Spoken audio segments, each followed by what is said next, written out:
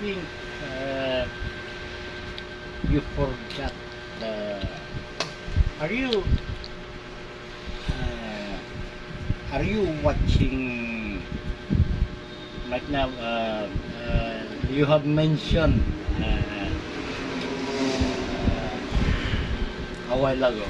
You have mentioned a while ago that Libat. uh, kabataan. You have said kabataan ang Pasaway ng bayan. bayan. Kala ko pasaway ng bayan. Have you recently watched your cell phone, your reels?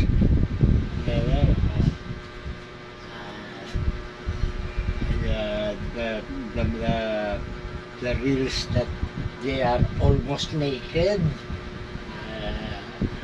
showing the hidden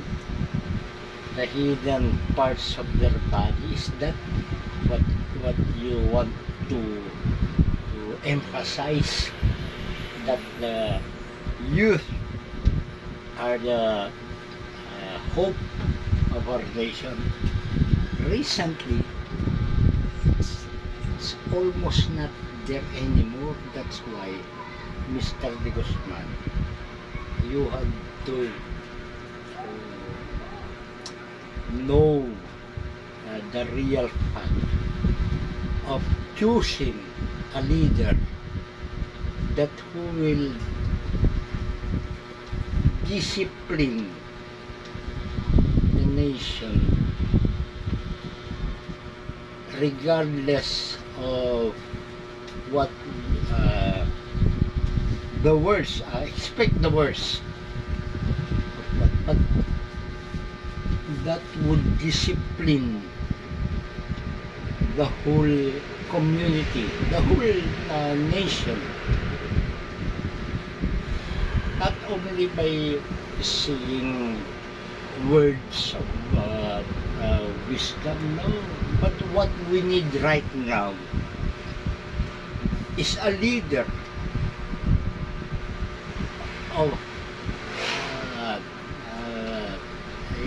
with a strong mind, strong soul, that to kill. Nobody wants to be killed, and nobody wants to kill. But if that's so, why not? We are not forgetting the old saying na you have to stop, you have to consider the mistake of anyone, you have to talk to each other. But now lately, with our modern technology, you know what I mean, you know what we mean.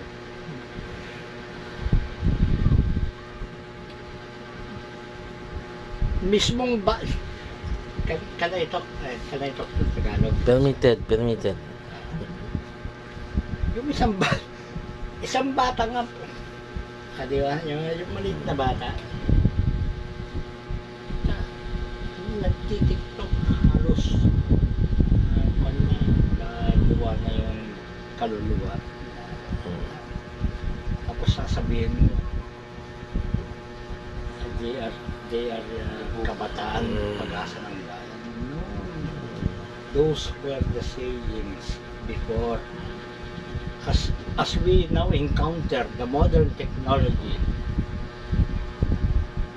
we need more satisfactory yung mga kamay na bagay for us to yung alam na natin panindigan, ingatan na rin natin yung mga sarili natin. Hindi ako pro Duterte,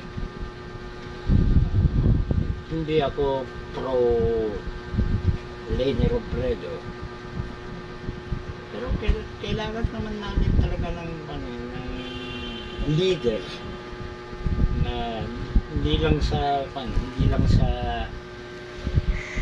kagaya ko na may edad na, but most especially sa inyo na umuusbong pa lang. Kayo umuusbong pa lang kayo. Kami palanta na kami.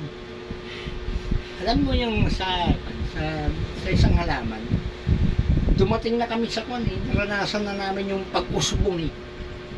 Nalalanta na kami.